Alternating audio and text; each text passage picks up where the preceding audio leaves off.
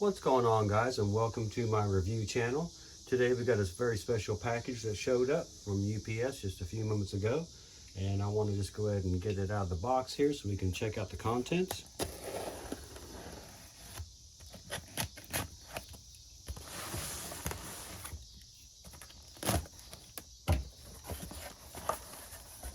And what we got here is the VANTRUE. This is the new Nexus 5 model, and comes in some very nice packaging here.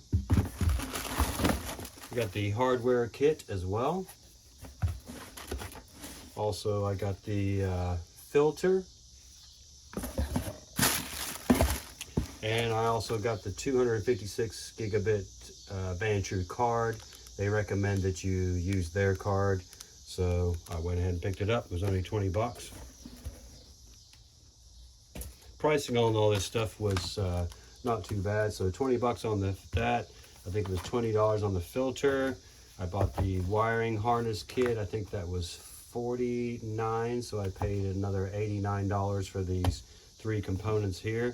This allows you to hardwire the VANTRUE unit, and it's also compatible with a number of different VANTRUE products. So I want to make sure that I'm able to record motion and also activity around my vehicle when I'm not present, and I want to make sure I've got enough power and enough memory to store all that information. So let's take a look at the winner here. The Nexus 5 is currently retailing for $3.99. I ordered this on Tuesday of last week, and it showed up today a week later, and the shipping was free, so I went ahead and took advantage of that. So let's have a look at the box here. It's a nice firm box. We've got all of our information here on the end of the box for the App Store, so we can download the VANTRUE app to our mobile phone. I've already done that. It's almost like a very Apple-esque type of packaging here, so that's nice. And I'm gonna go ahead and, I think we've got a plastic wrap here that goes all the way around, so we'll just trim that open.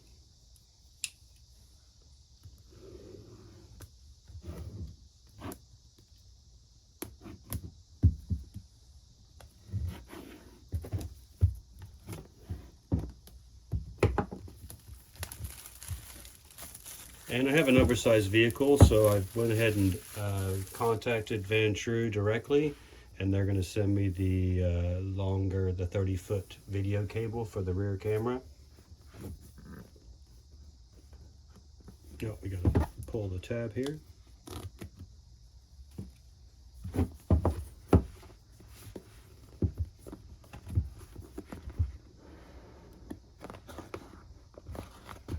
Packaging is really nice quality here. Okay, so we've got the protective cover here with some basic instructions, and then inside here we have, I think this is the rear camera. We've got the main camera.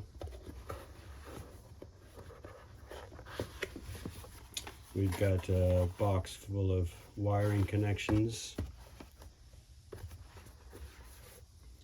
And then another box here with additional wiring, it looks like. Yep, additional cables. This particular hardware kit for the dash cam comes with, I think it's 11.5 feet. We've got some primer adhesive for cleaning the windshield before we use the sticker. And then we have the instructions, lens cleaner,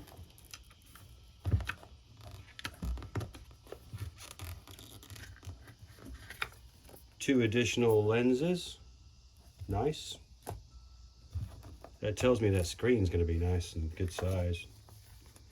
And we've got a couple stickers.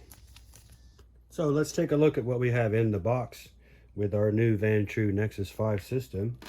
We have our forward-facing camera here, which has a internal cabin camera here. We have our rear-facing camera here, and then we have our interior cabin here. This is adjustable so you can change the angle. We have our handy tool. This is our 20-foot USB-C cable for the rear camera. Then I have also purchased the hardware installation kit so I can have power all the time. So that's this component here. And then we have numerous fuses as well. We have the 12-volt power supply if we choose to use the lighter adapter, but I don't plan on using that. Then we have another miscellaneous USB cable here. And then we also have the filter that I also ordered in addition to the camera itself. Then we have the mount for the main unit here. And then we have some stickers for warnings, a cleaning cloth, a couple of lenses to, or a couple of cleaning pads to clean off the windshield. And then I also got the 256 gigabyte card from VANTRUE, which they recommend to be using on their product. So the first thing they talk about doing in the instructions is to insert the card. So we're going to go ahead and do that in the main unit here. So we just kind of pop this off here. If we can get the fingernail underneath it.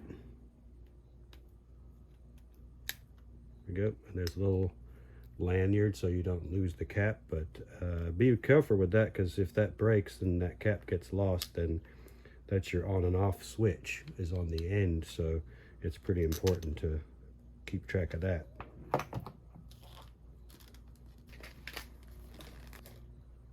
So here it is out of the package. And it's got the little reader thing, so when you're ready to actually review your video, you can use that.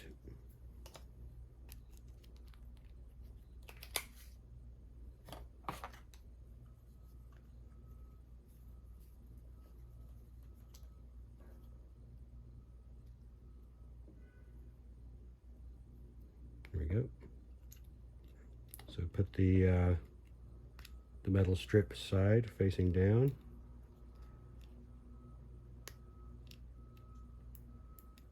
And push it in till it clicks. And then we can close this.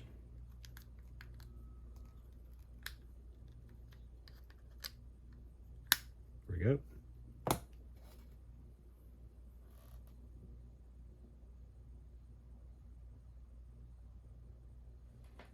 Also included with the VANTRUE are these lenses, and these are what you put onto the windshield, and then you mount the camera to that.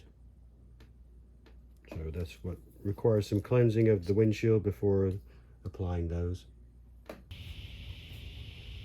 So on the Ford E350, and I'm sure the 150 and the 250 as well, the fuse panel is inside. There's also one in the engine compartment, but I'm going to use this one because it's going to allow me to not have to penetrate through the firewall with my cables. So I'm just going to grab this here, take the cover off. All the numbers of the fuses are listed on the outside of the cover. What we'll do is we'll look in the owner's manual and we'll line up and figure out which one of these fuses we want to use, because we don't want to use something that's critical. We want to use something like a cigarette lighter or a light of some kind, and that way we don't have to worry about any failures causing disruption to the operation of the vehicle itself. So what we want to do here is identify two circuits. One that is constantly has power even when the key is not in the ignition, and then one which is provided power when the key is in the ignition. So I looked up on the table, and fuse number 2, this one here, is an open fuse. It's not used, but it has 15 amps power. So I'm going to go ahead and use that one for my constant power. Then what we need to do is find another one that only has power when the vehicle has the ignition turned on.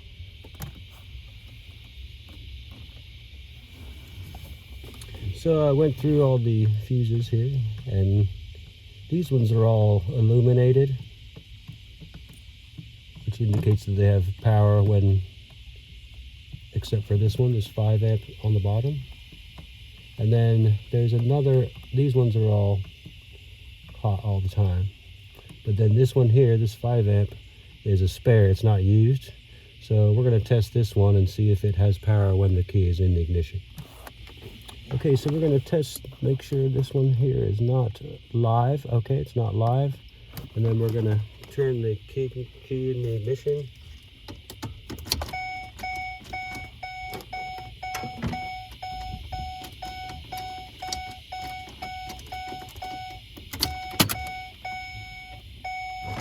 And then we'll test that again, and we have power. So I'm going to use this one here, and we'll use the spare circuit number 15, the second number 2 right here. And that'll be for our constant power and for our ignition power. And then there's a ground that I'm using for the other end of my test light, that I can use that to ground the harness too.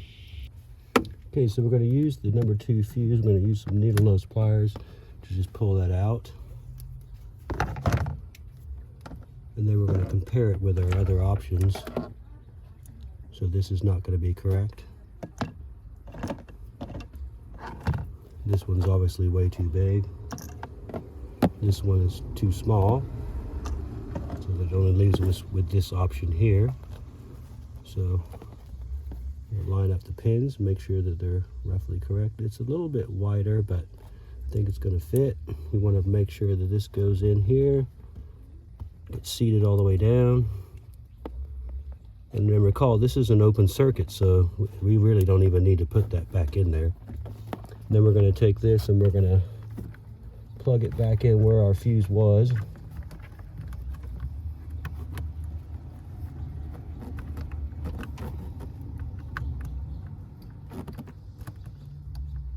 Tight squeeze and it's hard to see. There we go.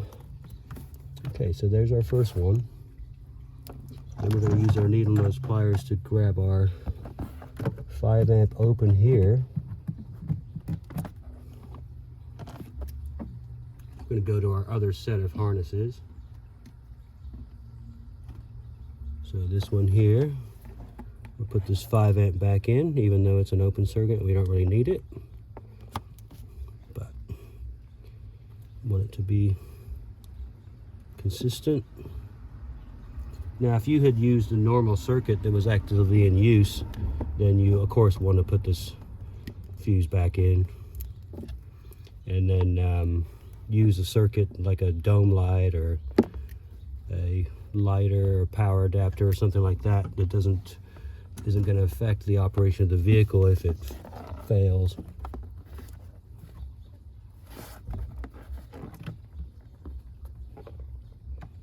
Okay, I'm going to go this way because I want to be able to turn that cable. There we go.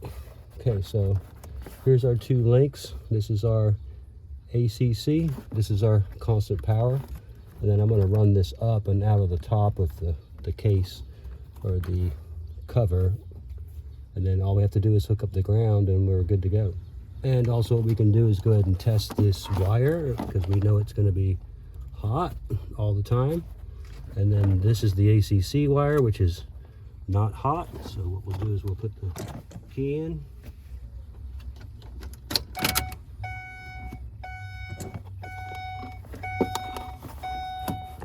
Test this, make sure it's hot, which it is. So now we've got our ACC power and our constant power hooked up, ready to go. Okay, so now we've got our 2 wires hooked up. We're going to have to figure out how we get these through the cover, or if we put the cover back on. Obviously I'd like to have the cover on, but there's really no way to get these wires out because there's a ridge here that fits into the recess on the cover. So this is designed to go all the way down over that without drilling holes in the side of the fuse box, which I wouldn't recommend. It might be a case of we just don't use the fuse box cover. But it would be nice if there was some kind of plan for that. So here's the end of our VANTRUE wiring harness, hard wiring harness. We've got our accessory and we have our battery power, so we can go ahead and hook those up. We know that this one here is our battery.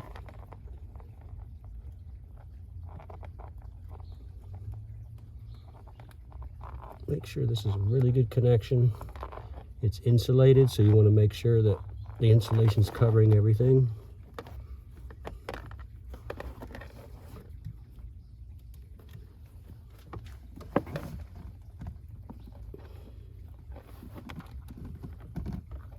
Okay. Let's start connection. We'll double check. Accessory goes to our accessory here, that 5 amp. And then our power battery goes to our constant hot. So what we need to do now is connect this ground wire to our ground source, which we'll have to see. Maybe this one might work. I'm not sure. We'll have to test it.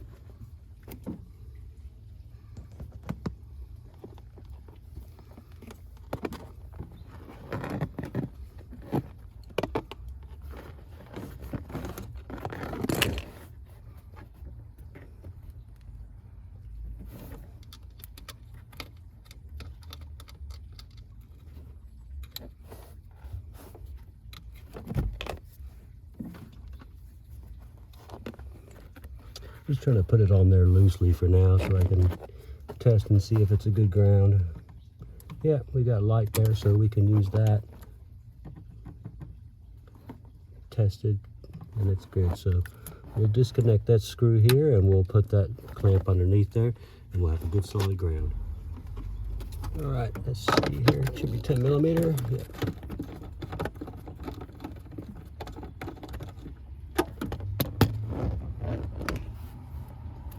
Ground, take it up under there.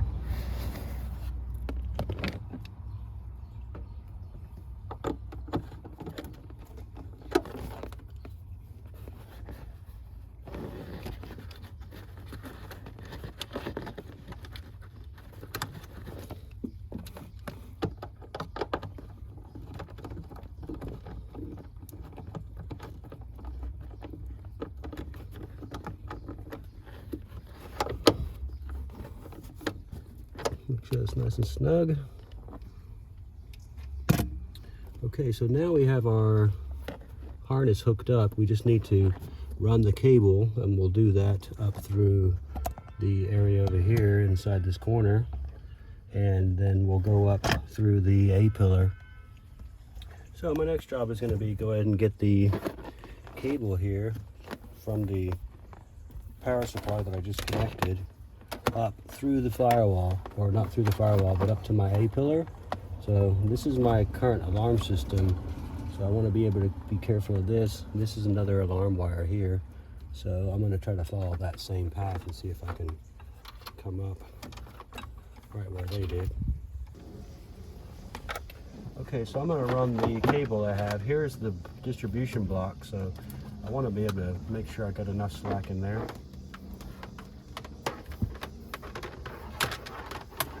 Inside my A-pillar, I also have my microphone for my phone and my radio, and then I also have a power supply cord that goes to my alarm control unit.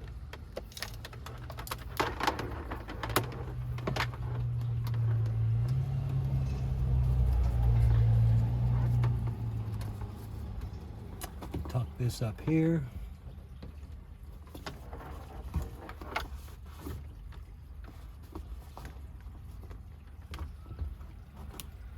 And then I'm going to bring the cable down to about here so I can still see the display.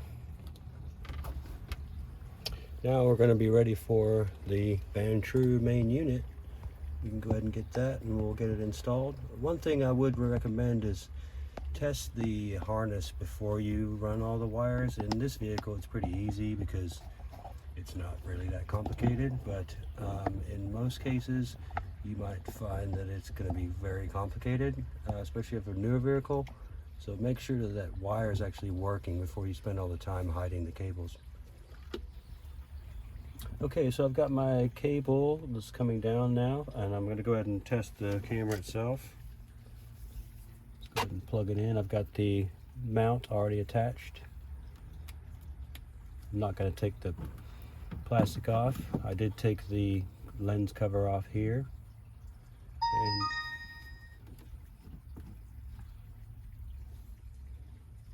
And I already turned it on. And the ignition is off, so I'm going to be able to go ahead and set things up, but obviously everything is working. So I'm going to go ahead and shut it off.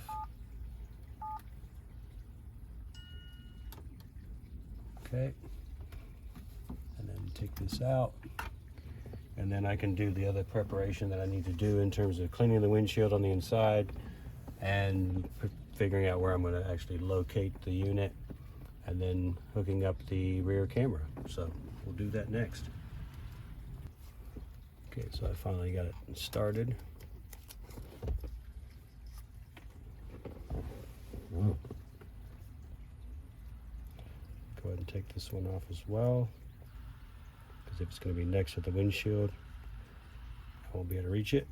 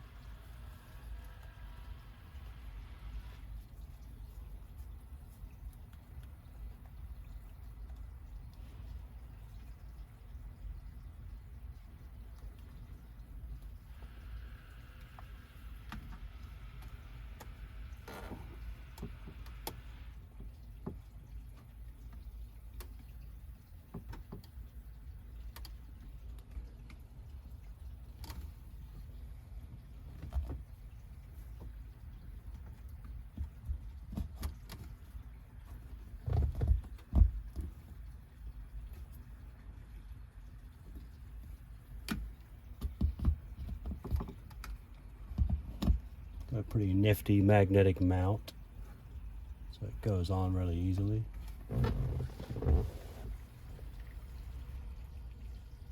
Okay, so I got the ignition on right now, and I've just hooked up the VANTRUE Nexus 5, and I've got this menu here. There's buttons on the bottom here that correspond to the different functions.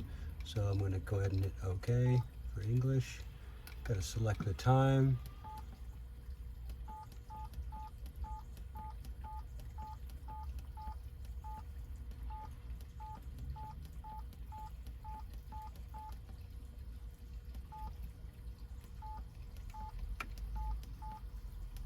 Here we go. I'm in the Central Time Zone. Date format for me would be this one. It's already in there because it's hooked up to GPS, so we're going to say OK. Just double check the time.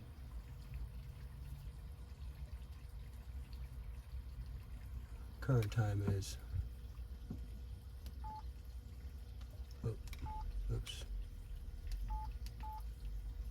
16:16.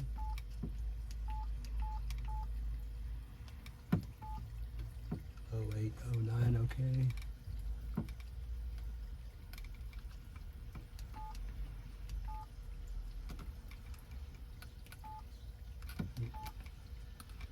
Okay. 60 hertz miles per hour, 5G network. Okay, it's asking me to go ahead and format the card, so we're going to do that. I just updated the firmware on the unit through the app on my phone. It asks you to connect to it with your phone through the Wi-Fi network. You pick a VANTRUE setting, and then here we go, we're started up.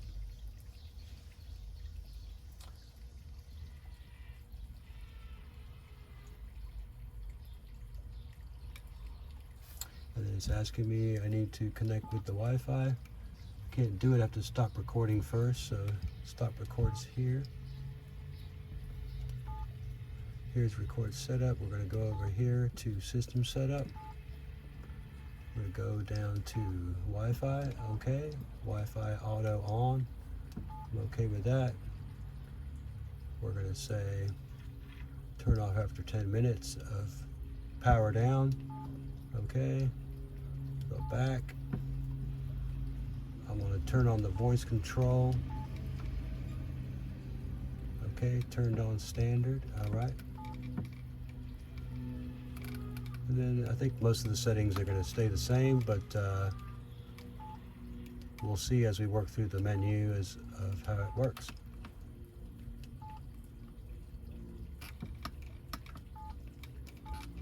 So then I'm going to revert back to the app, and I'm going to go ahead and connect to the Wi-Fi, so I have to turn off the camera. So in the rear of my vehicle, I've put the camera here on the center of the two doors I have. It's a van, so I've got it right sort of as close to the middle as I possibly can. They say to run the wire this way, don't run it this way because the camera will be upside down, so run it this way. And then I ran the cable here just because I don't have a lot of options unless I drill a hole. And then ran it here down inside the door, then into the jacket here. I pulled the grommets out, ran it up here, pulled the grommets out here, and then it runs up inside the panel here, up, across. I pulled the headliner down, and then I used a fish tape, flexible fish tape, not a metal fish tape, fish stick. They're up to 15 feet long. They come in 3-foot sections, and I was able to pull the headliner down enough that I could get it past the ribs that go across the vehicle, and then get it up all the way up into the front headliner where I ran the cable for the camera there and did all the hard wiring already as well. So it's fully operational now, and this is factory tint with another limo tint layer on top of it, but the quality of the picture I'm getting is really clear, and I'll show you that here in a second. But made sure to clean the glass and clean the glass on the outside, and it's completely invisible. Okay, so we're in the cab now, and right now you can see the display here, and it shows me the front cabin, rear cabin, the front picture, and the rear view picture. I'm going to toggle through here. Those buttons are on the bottom here, and the menu is kind of here on the bottom row. So I'm going to go to the second button and change the view. So that's the cab view with the rear cabin view as well. Front view, you can basically cycle through the options. So now I'm looking at just the cameras themselves. So that's the interior. The door is mostly shut. That's the rear view camera. That's through the tint. So that's quite considerable amount of coverage there. So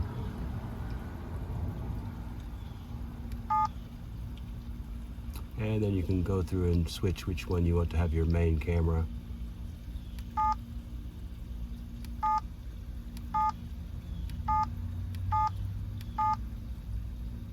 That's the original operations. It shows you up here the resolution of each of the different settings you have it on. So that's good to see there. You can adjust those settings because I know that you can make each camera have higher resolution if you drop down the camera of a level of another one.